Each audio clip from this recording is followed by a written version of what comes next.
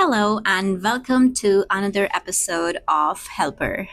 Today, we are diving into something that impacts so many people's lives, but it's often misunderstood: ADHD, or Attention Deficit Hyperactivity Disorder. Whether you have been diagnosed yourself, know someone with ADHD, or maybe you're just curious, I'm glad you're here because this conversation is important. ADHD isn't just about being easily distracted or forgetting where you left your keys. It can affect everything from your productivity to your relationships and even your self esteem. But here's the thing, it doesn't have to hold you back. Okay, so let's start with what ADHD really is. It's a neurodevelopmental disorder that affects attention, impulse control, and even the way you process and regulate your emotions. It's not just about being hyperactive or struggling to focus.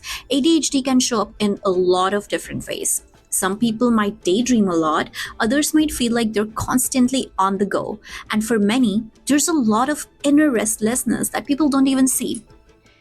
ADHD brains are wired a little differently. They crave stimulation, which is why staying focused on mundane tasks can feel nearly impossible, while hyper-focusing on something exciting can make hours fly by. That's not just lack of willpower, it's how the brain is functioning. And trust me, once you understand this, it's a lot easier to stop blaming yourself. Now let's get practical. Living with ADHD comes with its own set of challenges, but there are ways to manage it. It's not about trying to become quote unquote normal, it's about finding strategies that work with how your brain is wired. Here are a few ideas. First up, break tasks into small, manageable pieces. If you're feeling overwhelmed by a big project, try to break it down into bit-sized tasks. Instead of clean the house, start with pick up clothes in the bedroom. ADHD brains can feel paralyzed by too much at once, so breaking things down makes it more doable. Next, timers are your friend.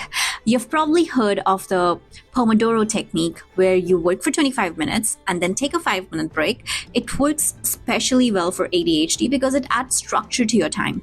Setting a timer makes tasks feel more finite and there's light at the end of the tunnel.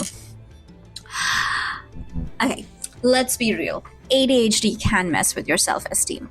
Constantly feeling like you're falling behind, forgetting things, or being told you're too much can take a toll. But here's something important to remember. You are not your diagnosis.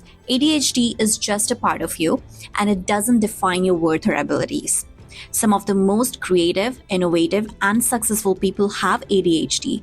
It's about learning how to channel that energy in the right direction. Start by acknowledging your strengths.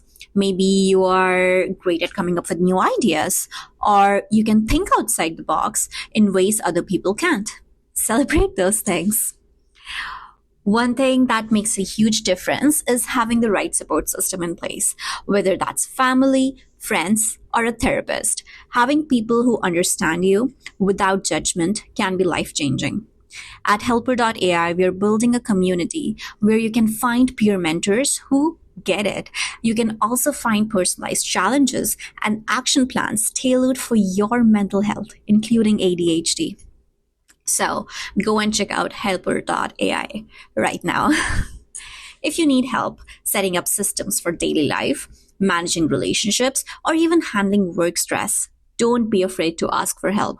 And if you feel like the world is moving at a pace you can't keep up with, remember, you don't have to do it alone.